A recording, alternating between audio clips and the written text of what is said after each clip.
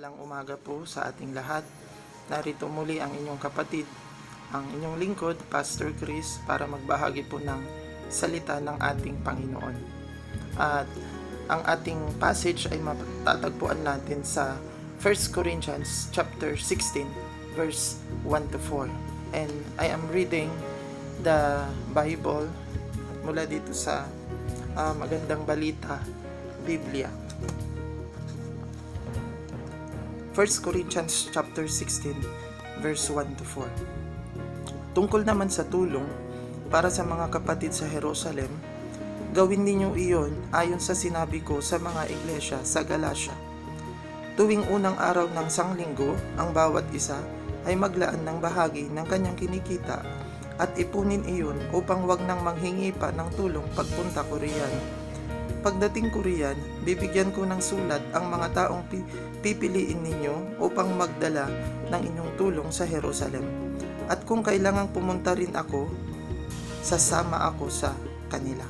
Si Lord ang bahala na mag-bless sa kanyang mga salita na ating pagbubulayan at ating pag-aaralan sa oras na ito. And Lord, gamitin mo ako bilang iyong lingkod, Panginoon.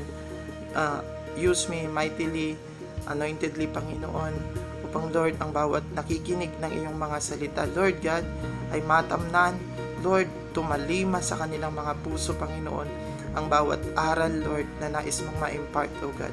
Hayaan mo, Panginoon, na hindi ako ang kanilang makita, O God, kundi ang iyong presensya, ang banal mong spirito, ang kanilang marinig, Panginoon. Ang mukha mo, Panginoon, ang Lord, tumatak sa kanilang mga isipan as they listen to your word today. Hindi ako, Lord, ang siyang naitataas, kundi ikaw, Panginoon, ang maitaas sa aming mga buhay. Ikaw ang aming makita. Ikaw ang maging sentro, Lord God, ng aming pag-aaral sa araw na ito. All this we pray in Jesus' name. Amen. So, ang ating pag-uusapan sa umagang ito ay pinamagatan ko pong why there is an offering. At mamaya, idadagdag ko din naman po sa end ng video na ito kung bakit nga ba ginagawa natin ang worship service every Sunday instead of Saturday. Kasi ang nasa Bible, ang nasa Old Testament na practice ng mga Israelites, mga naunang mananampalataya ng Diyos, ay they are celebrating, they are observing the Sabbath. But bakit tayo na bagong mga mananampalataya, bakit tayo na mga tagasunod ni Kristo ay sinasagawa naman natin ito ng every Sunday? So sasagutin po natin yan mamaya sa end ng ating video upang hindi tayo maguluhan, kasi marami po yung mga nagsisilabasan ng mga videos sa Facebook, sa YouTube, na dapat daw ang Sunday, ang worship service ay hindi Sunday kundi Saturday dahil yun daw po ang biblical.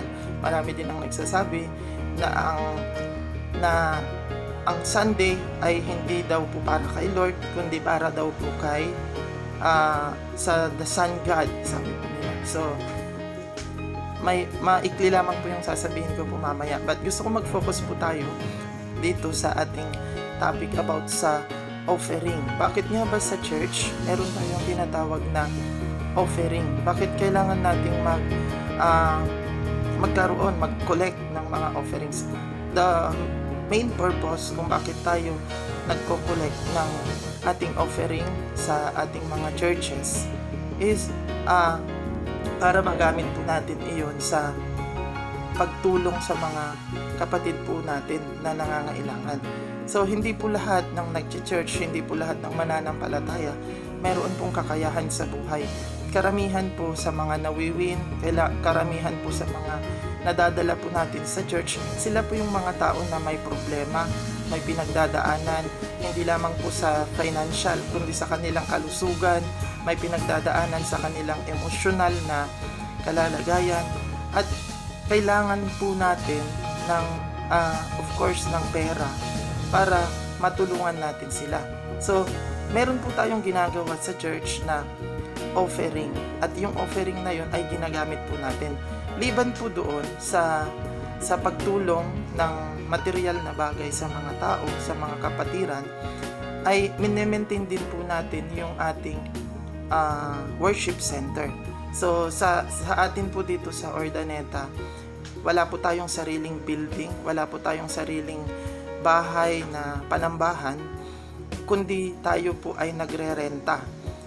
Sa atin po, nagre-rent po tayo ng 10,000 every month. Tapos liban pa po doon yung tubig na 500 per month. At saka kuryente, minsan umaabot po ng mahigit 2,000. So, kailangan po natin ng support. Wala po tayong support from other countries like Korea, America, at iba pang mga bansa na tumutulong sa mga churches. But praise God and all glory to the living God, dahil tayo ay tinutulungan ng ating Panginoon. We can still provide na namimit natin yung mga needs ng ating church.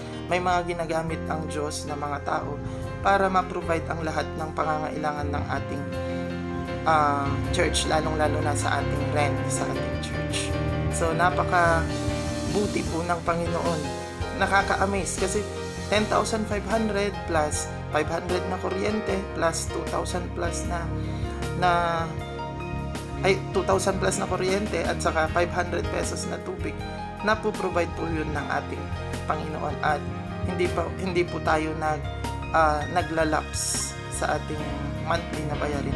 And gusto ko nga palang ibalita po sa ating lahat, for the month of April, this previous month po, ay hindi po tayo nagbayad ng ating rent dahil ang may-ari po ng building ay ibinigay po nila itong libre. At napakalaking blessings kasi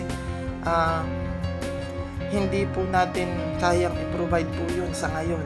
Kasi wala po tayong gawain sa church, wala po tayong collection, wala pong nakakapagbigay ng kanilang mga tithes at ng kanilang mga offerings. But praise God, hinipo ng Panginoon ang puso, ang buhay ng may-ari ng building upang ibigay na lamang sa atin ito ng libre dahil sa sitwasyon nga naman na ating pinagdadaanan.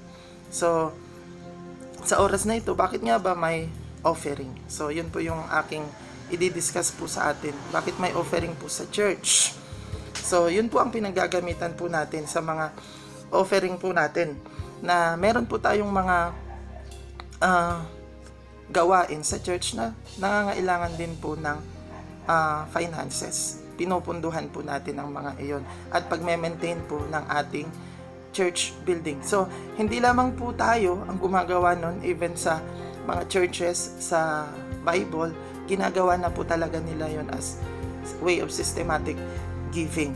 So, ano nga ba ang pangako ng Panginoon pag tayo po ay nagbibigay sa ating Panginoon? Share ko po sa inyo yung nasa 2 Corinthians chapter 9, verse 6 to 17. He which sows sparingly shall reap also sparingly, and he which sows bountifully shall reap also bountifully. Every man according as he purposes in his heart, so let him give, not grudgingly or of necessity, for God loves a cheerful giver. So makikita po natin, mababasa po natin doon na pag ikaw ay nagbigay para sa church, ikaw ay nagbigay para sa Panginoon, without compulsion, sabi niya po doon, hindi po siya compulsory, hindi po sa pilitan ang pagbibigay. Sabi pa po niya doon,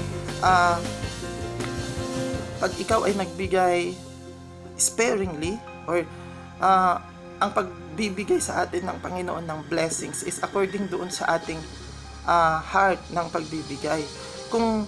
Kung nagbibigay ka ng kaunti, kakaunti din ang iyong tatanggapin, sabi niya. Pero pag ikaw ay nagbigay ng malaki, pag ikaw ay nagbigay ng marami, marami din ang iyong aanihin. So parang pagtatanim lang po yan. Every time that you give an offering to God sa pamamagitan ng church, para kang naglalagay ng isang seed na siya ring aasahan mo, na aanihin mo pagdating ng araw. So whether in an instant or gradual yung pag-receive po ng blessing na nanggagaling sa ating Panginoon according to your faith. Sabi po niya dito, dapat accord sa not grudgingly, sabi po niya. So, kung hindi ka willing magbigay, hindi ka po pipilitin. Kung hindi bukal sa iyong kalooban ang iyong pagbibigay, huwag ka pong magbigay. Kasi ang bless lamang po ng Panginoon, the one who gives cheerfully, a cheerful giver. So lagi po nating tatandaan that when we give, dapat po willing po yung heart, willing po yung mind, yung talagang hilarious giving, sabi nga po nila. Talagang gustong-gusto mong magbigay. Yun po ang tamang pagbibigay. So hindi po natin sinusukat yung ating ibinibigay. Although itinuturo po natin sa mga kapatiran ang pagbibigay ng 10% or ng ating tithes, pero hindi po natin ito nire-require. Kasi sa New Testament, mababasa natin doon na hindi po lamang 10% ang hinihingi ng ating Panginoon, kundi kabuuan. Lahat sa Book of Acts, mababasa natin doon, ibinenta nila ang kanilang mga ari-arian para magamit sa iglesia, sa church. So, hindi po yun sinusukat. But if you still give para sa inyong mga tithes, ang promise po ng Panginoon, if you give the tenth of your income, of your harvest, sabi niya po dun sa Malakay chapter 3:16, iingatan po niya ang inyong mga hanap buhay. Iingatan po niya ang inyong mga pananim. Yun po naman yung pangako po ng ating Panginoon. But it is not required. Kasi ang nire-require po ng Panginoon, whole heart, kabuuan ng ating puso sa ating pagbibigay. So, mas malaki, hindi lamang po 10% kung tutuusin. Kasi ako, minsan, hindi lamang po 10% ang binibigay ko para sa Panginoon. Minsan, hinihigitan ko pa po. Maliban po sa pagbibigay ko po ng aking tithes, ng aking offering, minsan nagsisid din po ako sa mga man of God, sa mga ginagamit ng ating Panginoon. And I can testify to that. Kung every time na nagsisid ka para sa man of God, every time nagsisid ka sa church ng ating Panginoon, talagang yung buhay mo, yung financial aspects ng buhay mo ay talagang napakagaan. Natutulungan ka. Makikita mo doon kung paano kumilos si Lord sa buhay mo at ma-amaze ka talaga kung bakit sa gitna ng pandemya, sa gitna ng pinagdadaanan na struggle ng maraming mga tao, still tayo pa rin ay nakaka-survive. Tayo pa rin ay bless ng Panginoon, may dumarating. Minsan may nagpadala po sa akin through GCash, meron pong nagpapadala ng ipinasok po sa Land Bank account. Sabi po niya, Pastor, pwede ko po bang kunin yung account number mo kasi may ipapadala po ako para makatulong ako sa pagbabayad ng rent ng church. Sabi po niya, kasi aware po sila na tayo po ay nagbabayad ng rent. At pag wala pong tumutulong, wala pong nagbibigay, of course, ang nagsushoulder po ay kami po na mga lingkod ng Panginoon. Minsan pag wala po kaming nare-receive, kami po ang nag-aabuno. Pero praise God, kasi marami po ang ginamit ng Panginoon sa panahon po ngayon na mag-bless po sa ating church, dahil hindi po natigil ang ating gawain, bagamat hindi po tayo nakakapag-fellowship physically doon po sa church. Still we are doing the ministry through online streaming, online na pagsisend ng mga messages at pagpo-post ng mga videos sa ating mga online platforms. So, yun. Ang God's command sa araw na ito ay give willingly.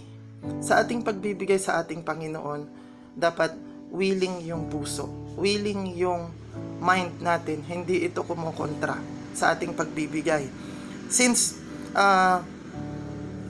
wala po tayong physical na gawain, ang suggestion po, na maiiwan ko po, maibibigay ko po sa atin.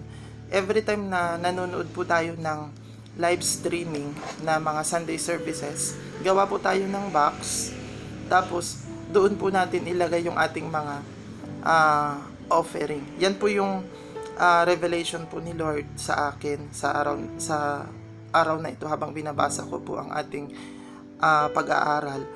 Sabi niya, you can still give your offering to God.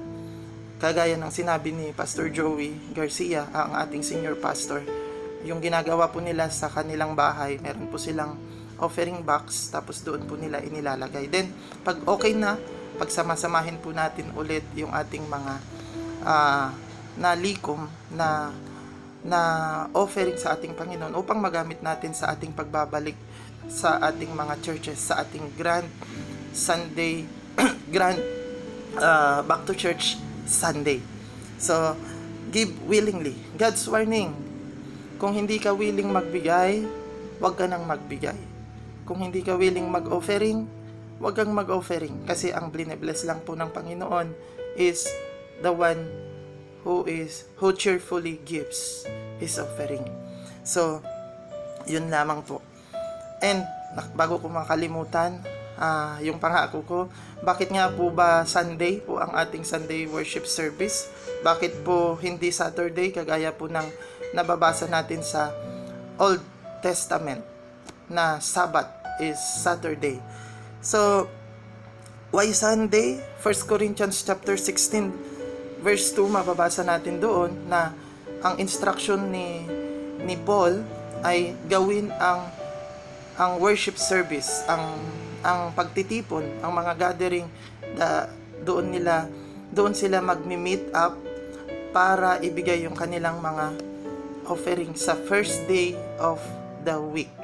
So, nasa Bible po, it's biblical. In other versions, sabi po niya, every Sunday. Sabi po sa English Standard Version, sabi niya po doon, every Sunday, each of you must put aside some money, sabi po niya. Dito naman po sa King James Version, ang sabi po niya, every first day of the week instead of Saturday or the seventh day na araw ng pamamahinga. So bakit nga ba naging practice po nila? Dahil po si Jesus Christ ay nung siya ay namatay, Friday, Saturday, Sunday, yun po yung third day kung kailan po siya muling nabuhay. So we are celebrating not the Sabbath every Sunday, kundi ang sineselebrate po natin is the resurrection of the Lord. So kung meron po tayong remembrance of Jesus Christ sa pamamagitan ng communion, meron din po tayong remembrance ng resurrection of the Lord, and that is every Sunday. Yan po yung importansya ng ating Sunday celebration, kung bakit hindi natin ito ipinagpapaliban, kung bakit kailangan natin itong bigyan ng kahalagahan. Dahil ang ating Panginoon hindi lamang siya namatay para pagbayaran ang ating mga kasalanan, kundi siya ay muling nabuhay upang patutuhanan sa atin ang kanyang pangako na kaya niya tayong bigyan ng buhay na walang hanggan.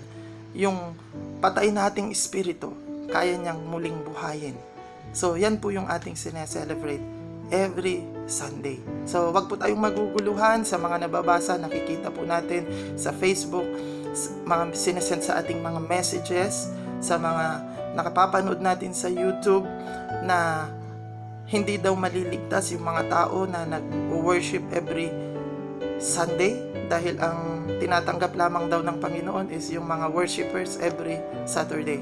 So, hindi lamang po Sabbath, hindi lamang po Sunday ang pag-worship sa ating Panginoon.